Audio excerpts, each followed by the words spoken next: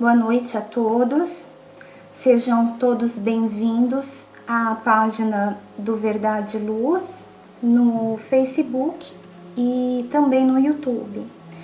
Hoje nós estamos aqui para mais um Evangelho na web e como nós fazemos em nossos lares durante o Evangelho no Lar, e também como ocorre no Verdade e Luz, antes de darmos início ao estudo do Evangelho de hoje, a realização dessa leitura, eu convido vocês a realizarem conosco singela prece de abertura, lembrando sempre que aqueles que assim desejarem podem desde já estar colocando um copo com água para que essa seja fluidificada. Então, vamos juntos pedindo aos espíritos superiores, ao nosso querido Mestre Jesus, que nesse momento nos ampare, amplifique o nosso entendimento para seus ensinamentos, silencie as nossas dores e as nossas preocupações. E para tanto, nós vamos juntos orar a única prece que Ele próprio nos ensinou quando aqui caminhou entre nós. Pai nosso, que estais nos céus, santificado seja o vosso nome. Venha a vós o vosso reino. Seja feita a vossa vontade, assim na terra como no céu. O pão nosso de cada dia dai-nos hoje. Perdoai as nossas dívidas, assim como nós perdoamos aos nossos devedores. E não nos deixeis cair em tentação, mas livra-nos, Pai, de todo o mal. Que assim seja, graças a Deus.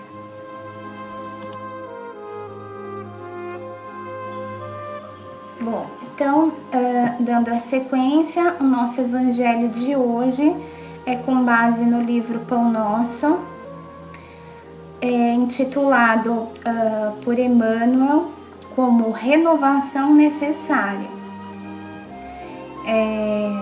dizendo acerca de uma passagem de Paulo em Tessalonicenses, capítulo 5, versículo 19, que diz assim: não extingais o Espírito.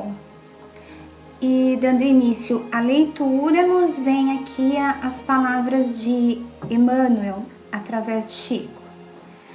Quando o apóstolo dos gentios escreveu essa exortação, não desejava dizer que o espírito pode ser destruído, mas procurava renovar a atitude mental de quantos vivem sufocando as tendências superiores. Não raro observarmos criaturas que agem contra a própria consciência a fim de não se categorizarem entre os espirituais.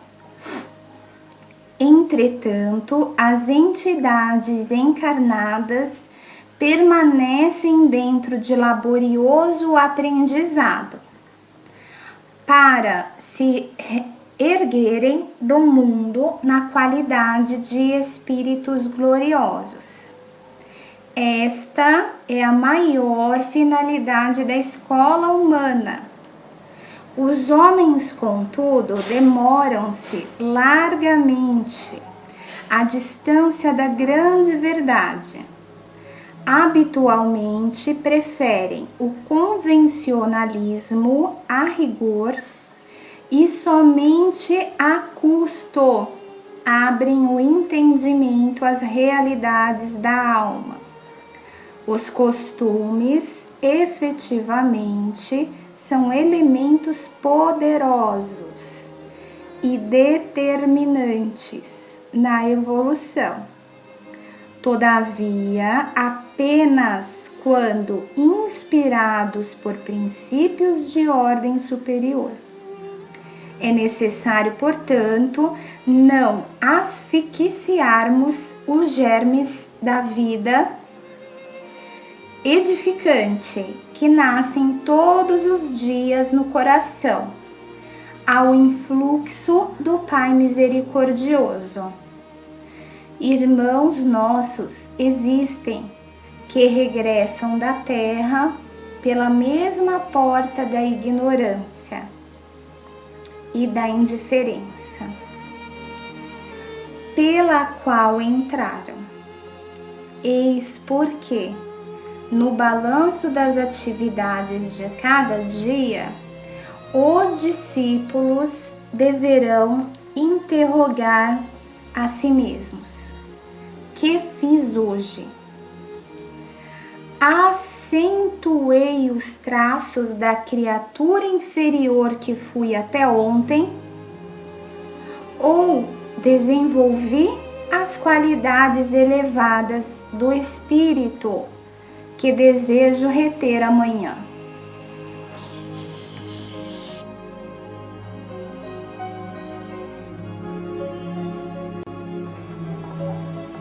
Então, dando início aqui ao nosso estudo, né, vamos entender o que quis dizer, né, Paulo com essas palavras. Quando ele falava em acabar e extinguir o espírito, obviamente ele não se referia a destruirmos, né? Até porque não é possível, já que somos imortais, né? Enquanto espíritos, né? Não existe finitude para nós, né? Somos eternos. Mas o que ele quis nos dizer foi de um condicionamento que nós temos adquirido, né, ao longo de séculos, né, milênios talvez, que acerca da nossa atitude mental, ou seja, a maneira como nós pensamos, a maneira como nós nos permitimos nos colocar diante do outro. O que ocorre? Nós vemos muitas vezes o desabrochar da consciência no sentido moral em determinada pessoa, em determinado companheiro. Mas por razões várias, né, que não nos cabe citar, até por ser mais cômodo, né, inclusive, a criatura, ao invés de aproveitar esse momento, esse desabrochar, né, esse sentimento que vai ali aos pouquinhos nascendo, e aquela pontadinha que sente quando toma o caminho errado, a decisão errada, quando faz algo assim, vamos dizer, discutível, né, do ponto de vista moral, vamos dizer julgável, né, condenável, ok? Então, essa pessoa, em vez de aproveitar aí o despontar dessa lucidez e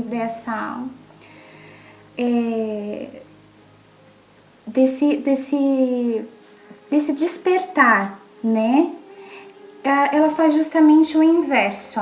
Então, ela sufoca indo contra a própria consciência, né?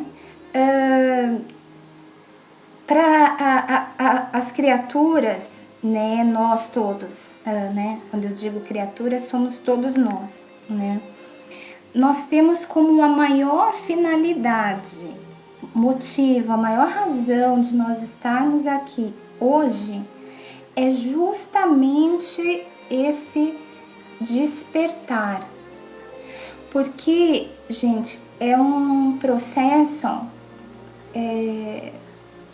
que não pode ser, ele não pode ser parado, ele não retrocede. Então, a gente costuma dizer o seguinte: a mente expandida não retrocede.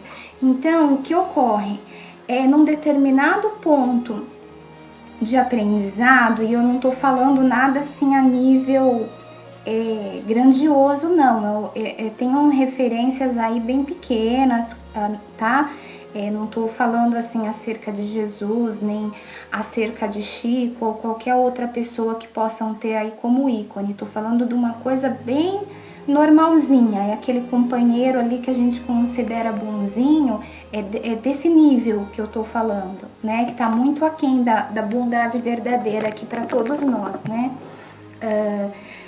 Quando a gente chega nesse ponto que é bem mediano, né? A gente já não consegue mais voltar para trás. Sobretudo, nós que de alguma maneira, né, seja eu aqui que sou uma de tantos, né, inúmeros voluntários dessa casa, que faço aqui o evangelho com vocês, seja o meu irmão, meu companheiro que está lá no salão fazendo evangelho para vocês, ou o médium passista, enfim, não importa, né, mas qualquer um que busca de alguma forma viver em contato e no ambiente cristão, principalmente eu acho, para nós que fazemos essa explanação aqui de maneira modesta, mas é que existe uma diferença. Eu vou falar uma coisa aqui rapidinho para conseguir demonstrar melhor o fato. Quando a gente lê, ok? Só para nós mesmos, né? Então eu tenho ali o meu livrinho de cabeceira que eu vou ler antes de me recolher para o meu sono. É uma coisa, eu absorvo, sim, é válido, enfim. Mas quando a gente lê para um público, é diferente. Primeiro porque a gente lê em voz alta, certo? Então eu falo para vocês, ao mesmo tempo eu tô me ouvindo falar. E quando o que eu estou dizendo não é adequado, né? Não tá de acordo com o meu comportamento pessoal, particular, né? Aquelas palavras, elas soam, vamos dizer assim, estridentes assim no meu ouvido. E a sensação se torna mais fácil para nós, trabalhadores, e mais difícil ao mesmo tempo. Não que nós sejamos melhores do que ninguém, é muito, muito pelo contrário, né? Eu acho que é justamente o inverso. A necessidade nossa de vigia, de trabalho, ela é tão infinitamente maior que a gente acaba se envolvendo e acaba chegando a trabalhos dessa natureza, seja aí em qualquer religião, né? Eu mesmo que, para quem assistiu o filme de Chico, ele poderia, aqui salvo os fatores mediúnicos, tá? Tô falando da conduta moral, né? Ele poderia tranquilamente ter passado toda a encarnação sem nunca ter entrado num centro espírita. Assim como a Madre Teresa podia ter passado a vida inteira sem pôr os pés numa igreja. Porque a moral não é da religião, a religião é um facilitador. A moral era deles, é mérito apenas e somente deles. Eles trabalharam para alcançar esse nível, né? E tanto tem uma passagem para quem assistiu o filme de Chico, que ele se vê ali levado pelo pai a uma casa de prostituição, né? Que o pai queria ali que ele tivesse o seu primeiro momento com uma mulher e tudo mais. E enquanto a maioria se deixaria levar pelo ambiente, né? Respondendo ali ao estímulo de qualquer que fosse a maneira, seja fazendo o que o pai queria, né? Seja bebendo ou tendo uma conversa de cunho menos elevado, né? Ele conseguiu fazer com que todas as trabalhadoras ali, né, daquela casa, orassem com ele. Então, isso ilustra a característica do Espírito, né? Jesus vivia entre os esfarrapados, entre os ladrões, enfim, as pessoas que eram tidas como de má índole, né? Em nenhum momento ele foi partícipe do comportamento dessas pessoas, porque o fato de de conviver, né, com um irmão em condição inferior, seja temporariamente, como aconteceu com o Chico nesse episódio que eu citei, ou seja, no seio da família, seja um parente muito próximo, uma mãe, um pai, um filho, um irmão, um marido, enfim, não faz com que eu seja igual, né? A gente sabe que essas relações se dão com o intuito de resgate, né? E, bom, o que eu quis dizer com isso é o seguinte: a gente prefere o convencional, né? Então, somente a custo de muita dor é que nós buscamos o entendimento, as realidades do espírito, da alma, né? Porque aquilo que a gente está acostumado e já está inerente a nós, né? Já faz parte de nós, é o que nós buscamos de imediato. Então, se eu sou aquela pessoa que eu tô acostumada a xingar logo depois da segunda pessoa ali do diálogo, tô confrontando com alguém, no menor sinal de animosidade, eu tô condicionada a responder já de forma pior, né? O nosso condicionamento nos faz sempre buscar essa resposta, que é a mais fácil, porque eu faço isso há anos, então é mais fácil para mim. Então, não há um raciocínio, é difícil, é dolorido mudar esse condicionamento, né? Agora, o que acontece? Vou falar de um exemplo meu, ok? A gente já falou aqui várias vezes sobre as companhias espirituais que se dão no mesmo padrão vibratório que o nosso, né? Isso já foi dito. Então, a gente vem aqui falar, ler e tal, e buscar entender. E o que aconteceu? No sábado, vou dar esse exemplo meu, no sábado passado agora, é o dia que geralmente é feito o evangelho que aparece, né, para vocês no site na segunda-feira. Eu, voluntária, tive um problema familiar no sábado e que, na verdade, o problema fui eu, né? Vamos colocar dessa forma. Eu me desequilibrei, me chateei, me magoei, me permiti magoar, me permiti entrar no padrão vibratório daquele que me ofendia.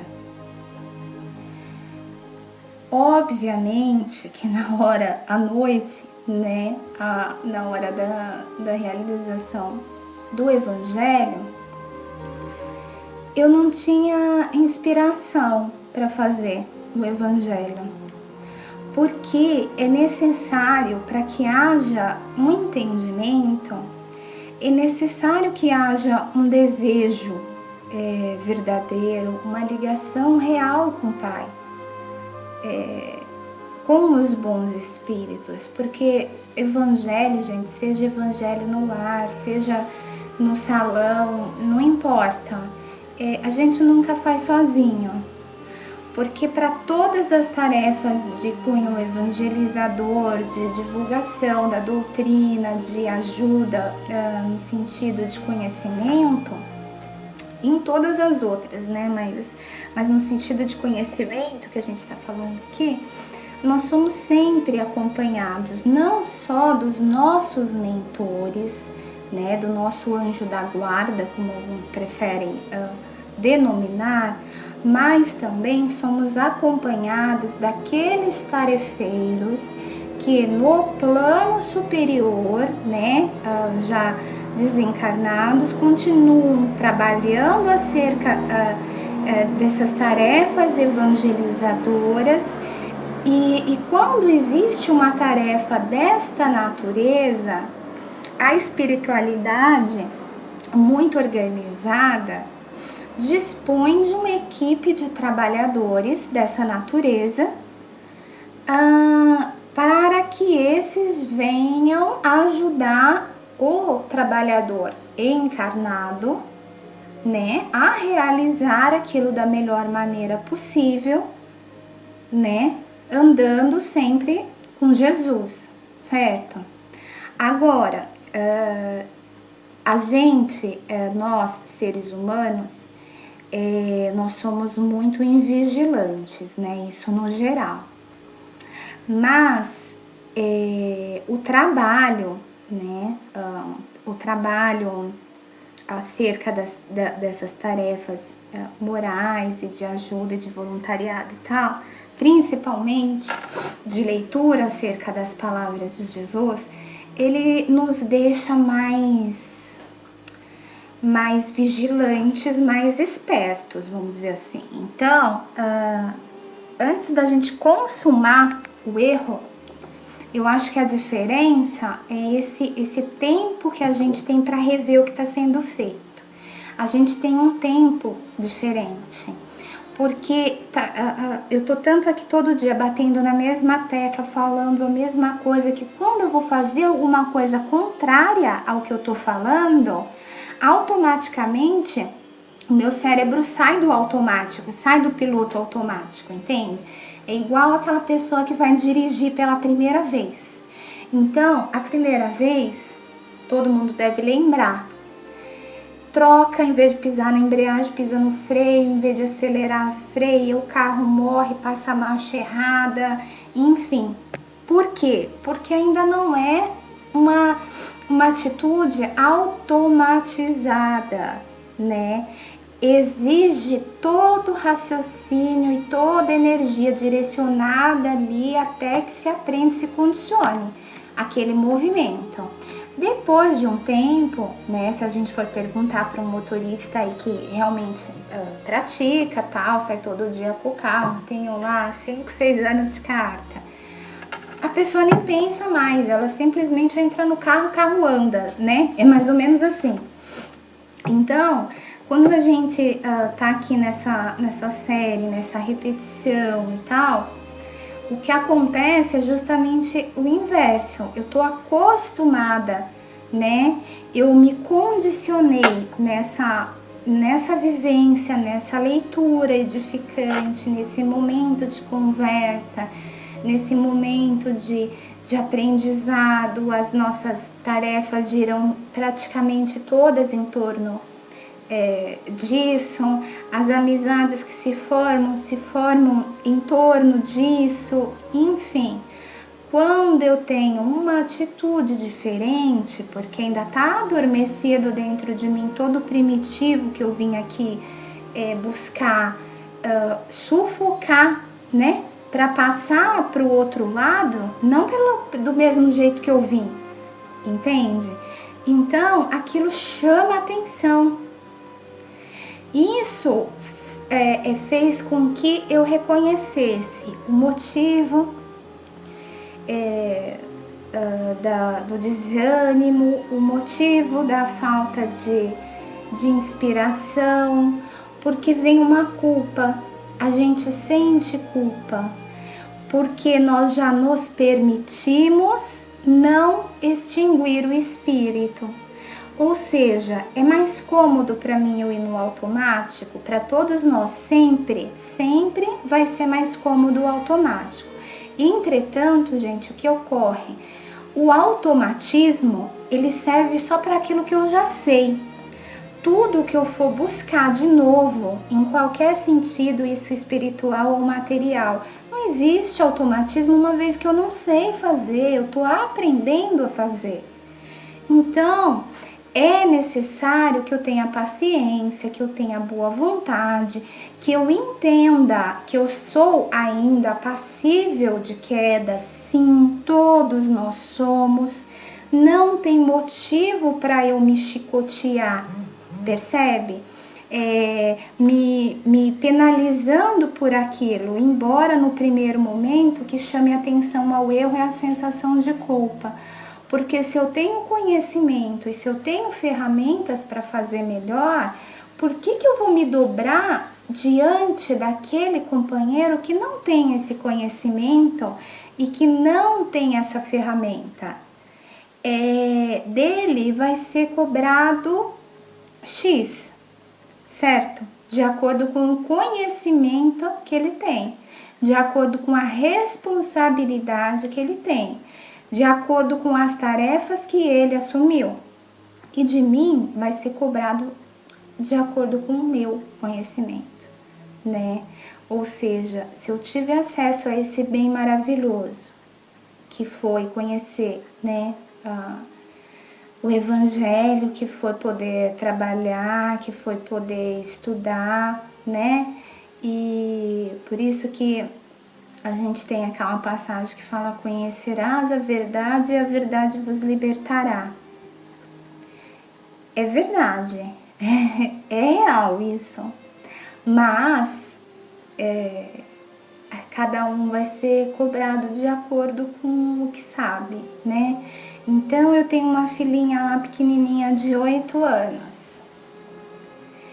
E adianta eu aplicar uma prova para ela de física, de química, ou dar uma fórmula para ela resolver uma equação de matemática, vou pedir para ela aplicar a fórmula de Bhaskara.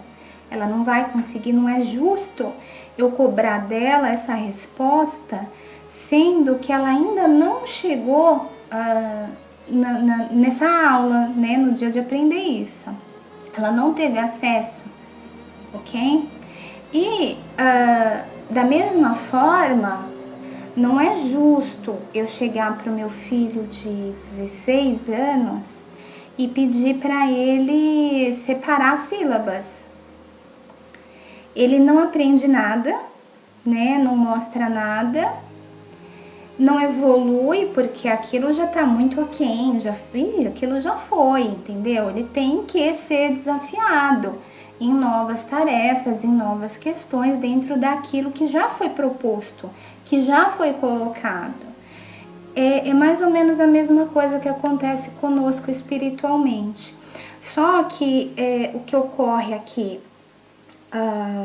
mantendo aí esse exemplo que eu dei de mim mesma, quem perdeu fui eu, né?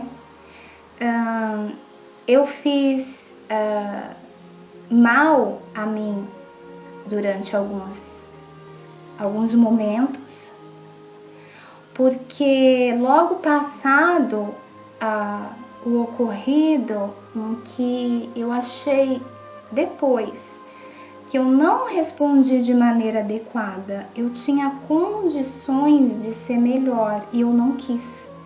Deliberadamente eu me envolvi no desequilíbrio do companheiro que me falava. Deliberadamente eu me envolvi, lógico, né?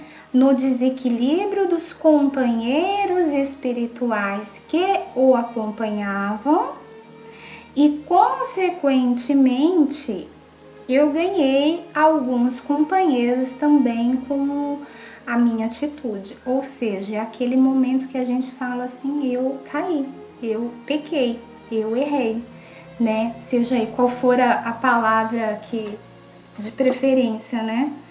Não muda o fato, foi o que aconteceu. Então,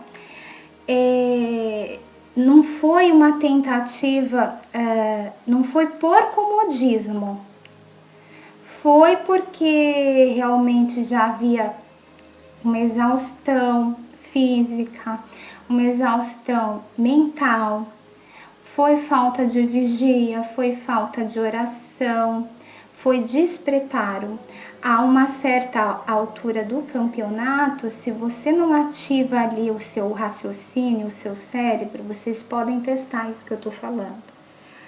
E toma a rédea da situação toda,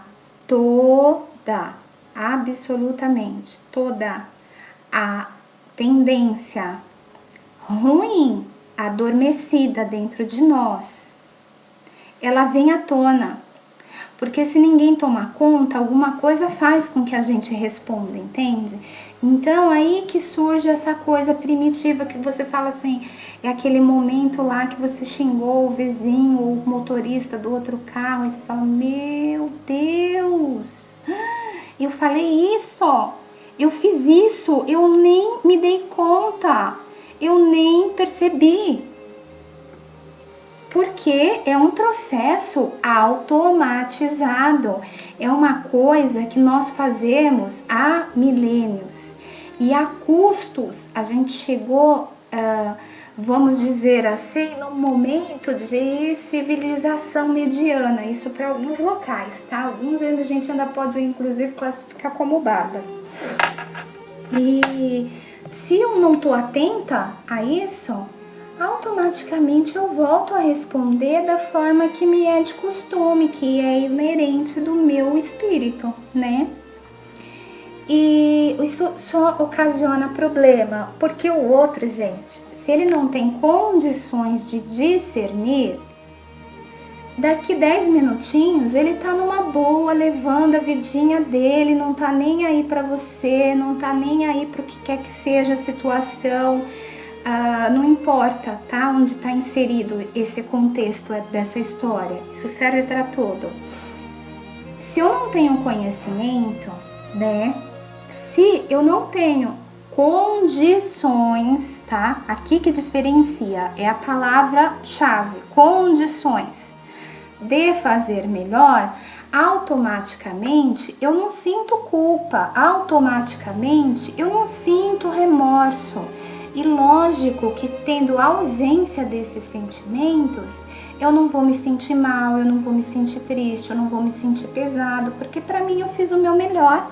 Para mim eu tô coberto de razão, não é?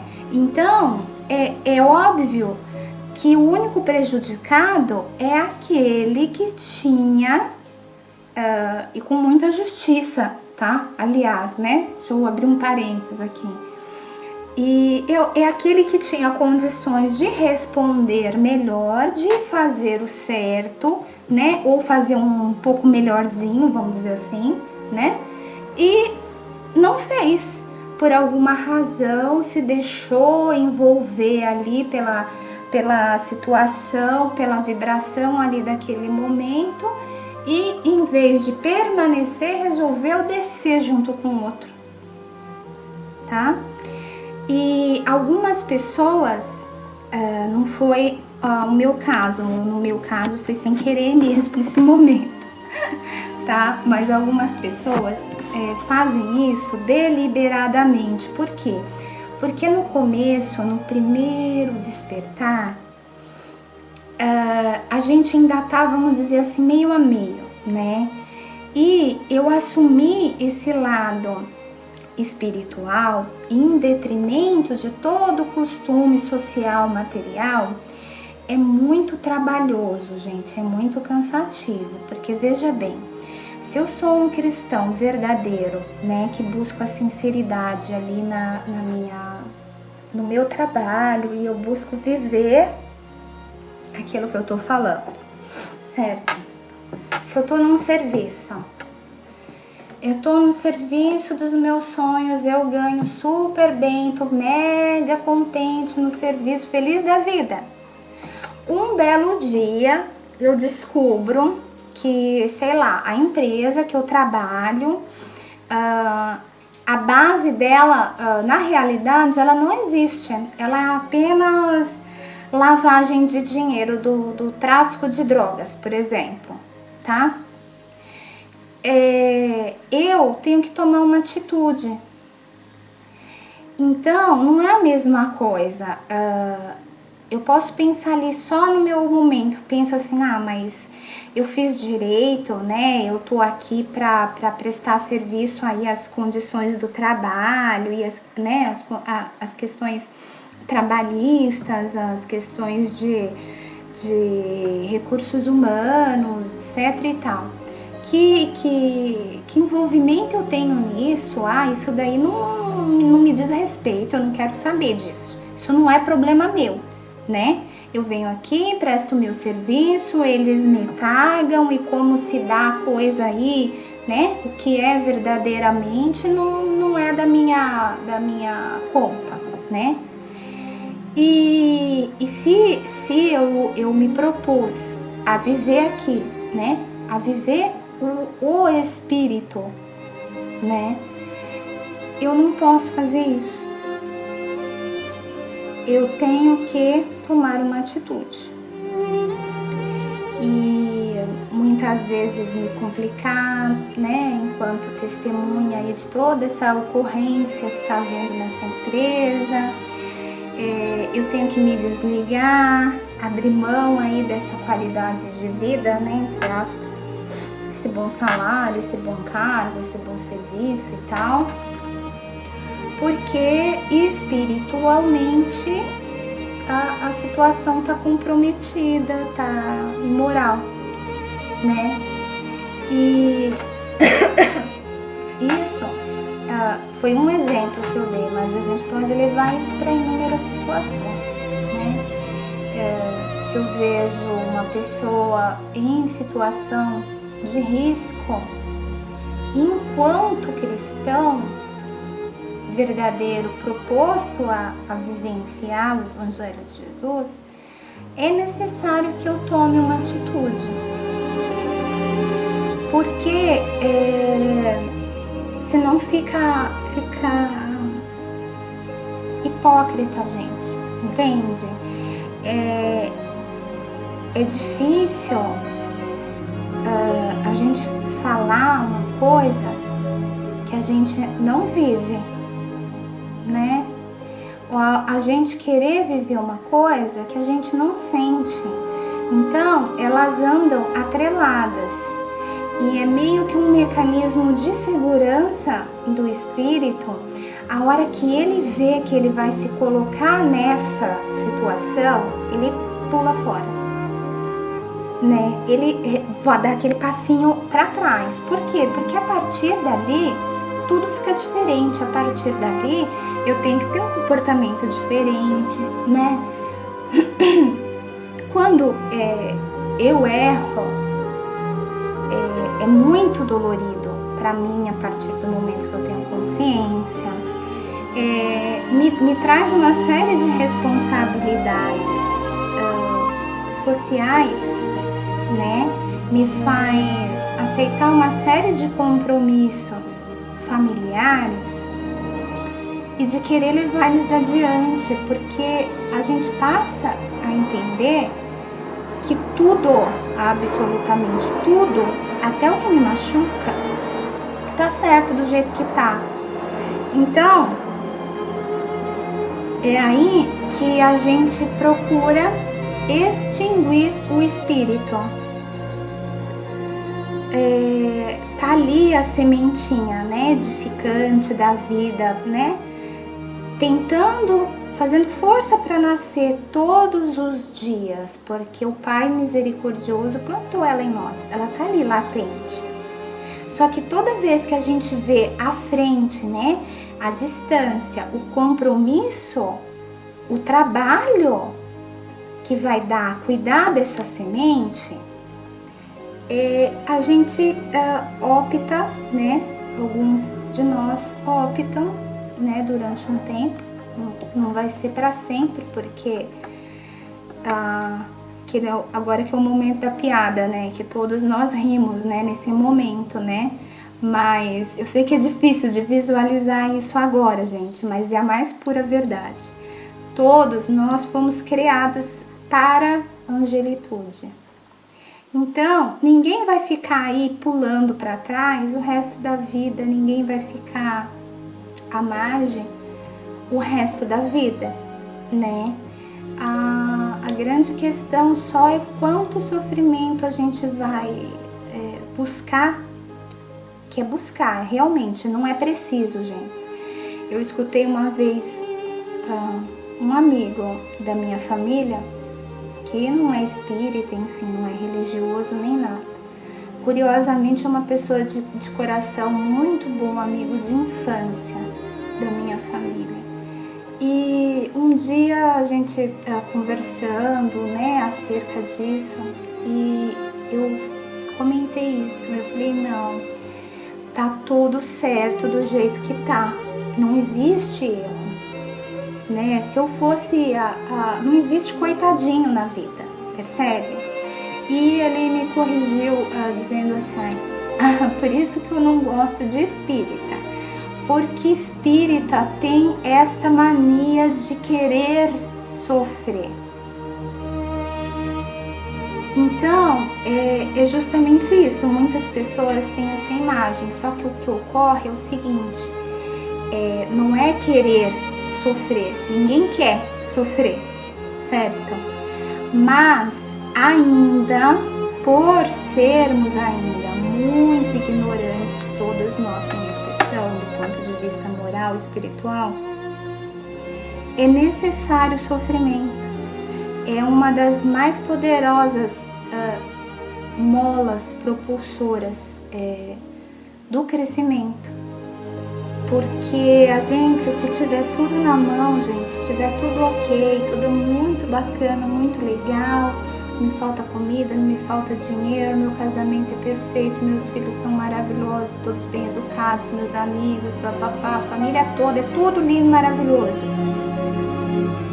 E o que vai me fazer sair desse maravilhoso contexto de amor e perfeição para buscar o que sofre, para buscar o aprendizado, é somente a minha carga espiritual, moral. E se eu não tiver essa carga, que é o que tinha os citados já aqui hoje, Chico, Madre Teresa, entre tantos outros, o que vai me fazer buscar?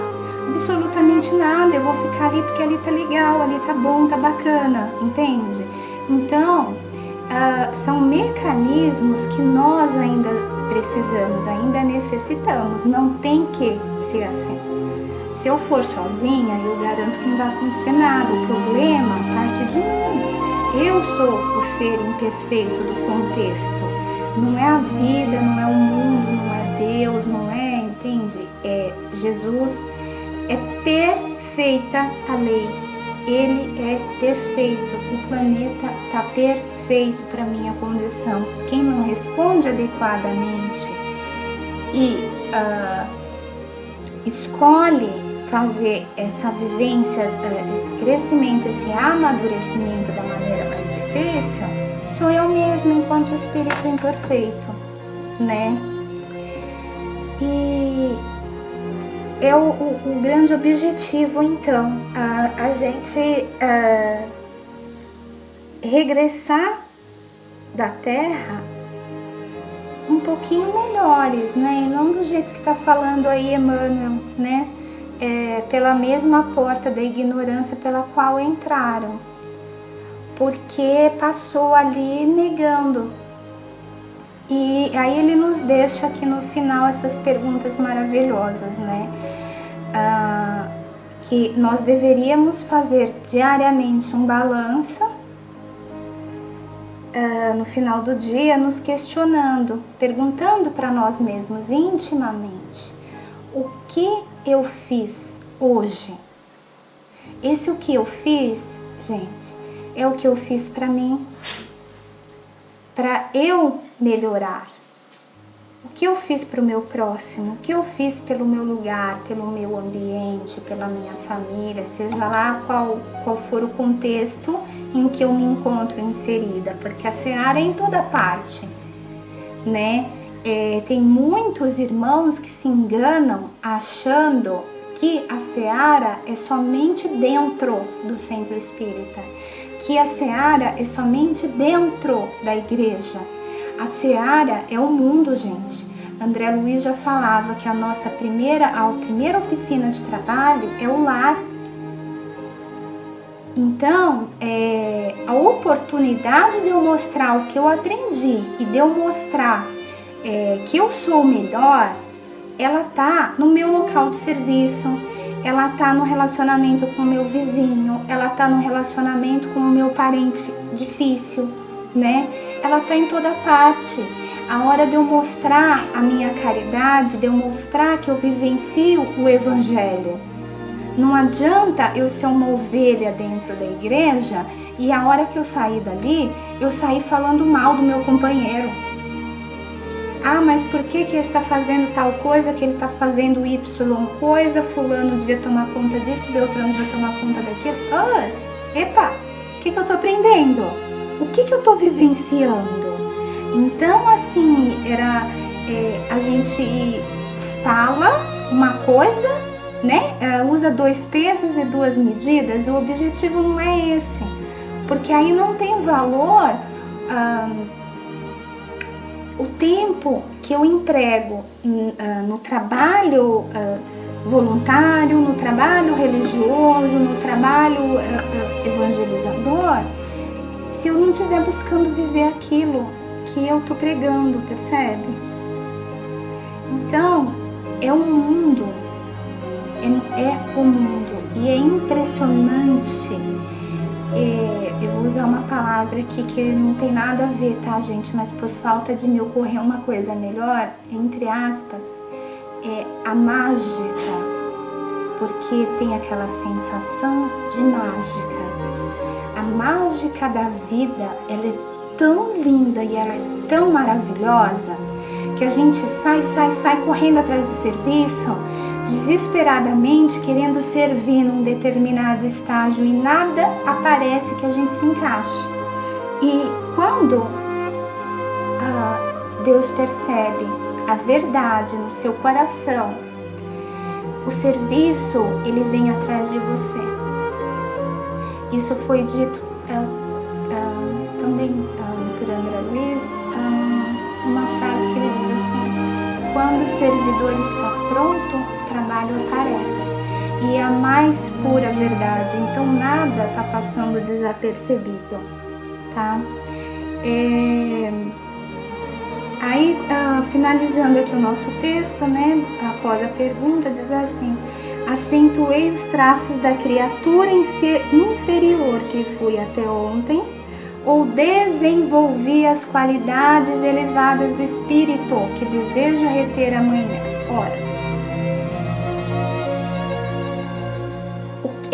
foi o que eu falei para vocês, né? Então, se eu respondi grossamente, se eu caí ali, me envolvi ali na história do bate-boca ali, da agressão, em vez de calar, de silenciar, o que eu fiz ali nesse sábado que eu contei para vocês?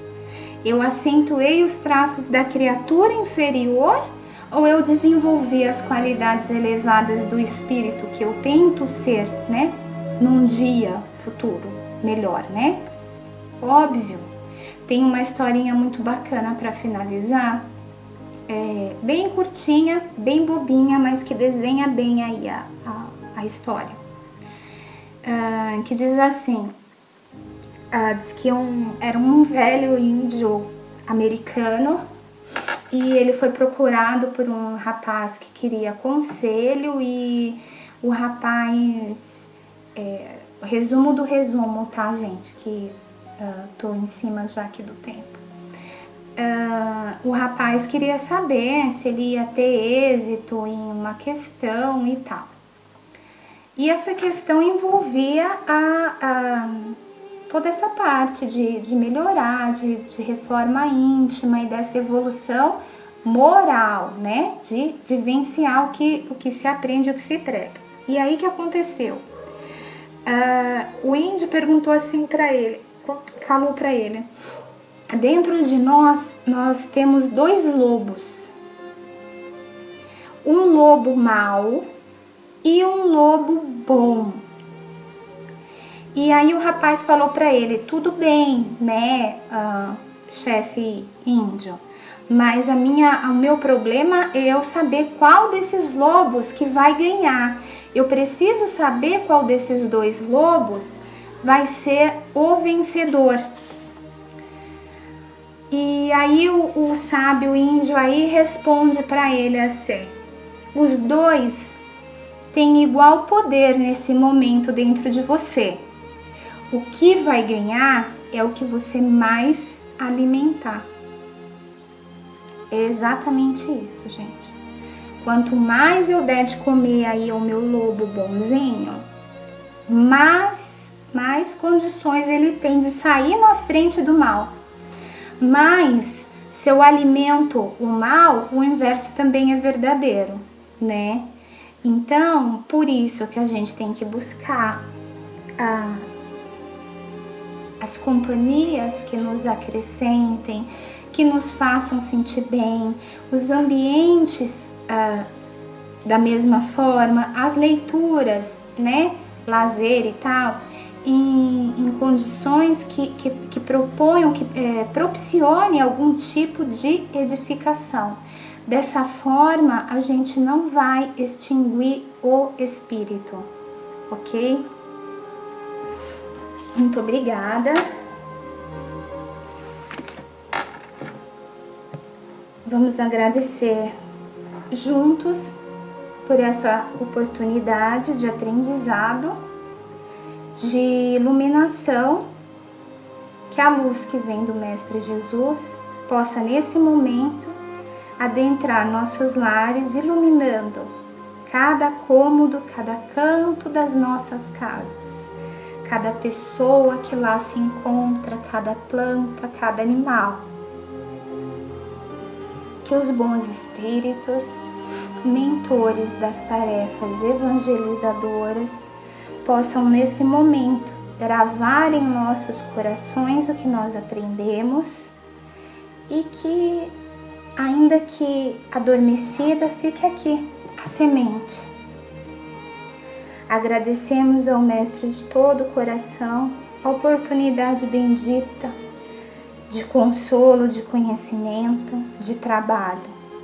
Pedimos a espiritualidade maior aqui presente que abençoe e fluidifique a nossa água, como que for melhor, necessário e merecido por cada um de nós. Que assim seja, graças a Deus. Muito obrigada a cada um de vocês que estiveram conosco. Muita paz e até o próximo Evangelho na Web.